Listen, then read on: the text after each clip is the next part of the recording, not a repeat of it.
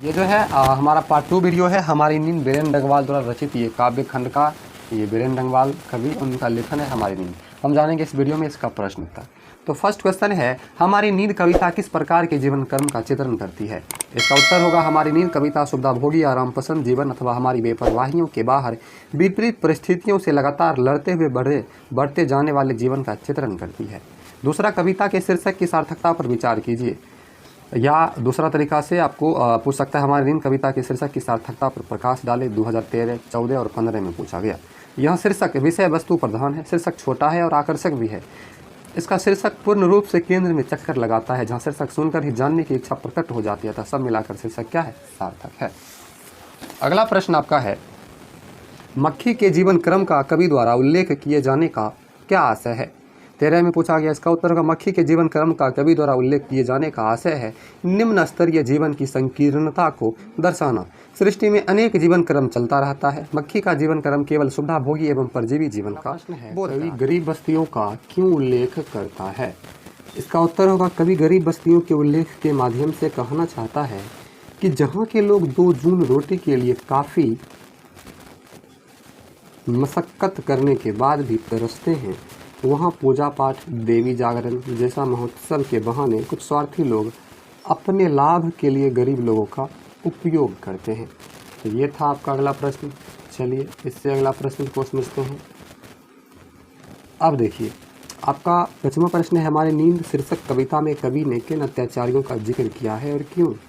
11, 15 और 17 में पूछा गया। उत्तर वह, यहाँ कवि उन अत्याचारियों का जिक्र करता है जो हमारी सुविधा भोगी आराम पसंद जीवन से लाभ उठाते हैं, हमारी बेपरवाहियों के बाहर विपरीत परिस्थितियों से लगातार लड़ते हुए बढ़ते जाने वाले जीवित नहीं रह पाते हैं और इस अवस्था में अत्याचारी अत्याचार करने के बाह्य और आंतरिक सभी साधन जुटा लेते हैं। आगे देखिए, वस्तुनिष्ठ प्रश्न उत्तर है, हमारी नींद शीर्षक कविता किस काव्य संग्रह से ली गई है? तो इसका उत्तर होगा, दुष्चक्र में सृष्टा। अगला है, वीरेन डंगवाल किस दैनिक पत्र के संपादक के सलाहकार हैं? तो अमर उजाला। इसी दुनिया में किसकी कृति है? वीरेन डंगवाल। कविता में देवी जागरण कहाँ हुआ है? तो गरीब बस्तियों में। कविता में किसका जीवन क्रम पूरा हुआ उल्लिखित करें? तो मक्खी का। आगे बढ़ते हैं, हमारी नींद के रचयिता कौन है? तो वीरेन डंगवाल। वीरेन डंगवाल किस विचारधारा के कवि हैं? तो जनवाद। अगला है, हमारी नींद में नीच किसका प्रतीक है? हमारी नींद में तो आलस का। दुष्चक्र में सृष्टा पुस्तक पर वीरेन डंगवाल को कौन सा पुरस्कार प्राप्त हुआ? तो साहित्य अकादमी। वीरेन डंगवाल को उपाधि दी गई, तो उपाधि उनको डीलिट की उपाधि दी गई। चलिए 11 नंबर का ऑब्जेक्टिव जानते हैं।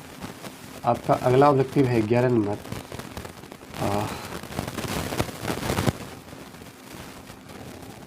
हमारी नींद कविता के कवि ने किसका उल्लेख किया है? तो गरीब बस्तियों का। कवि हमें क्या सलाह देते हैं? नींद से जगने को। अत्याचारी का शाब्दिक अर्थ क्या होगा? अन्यायी।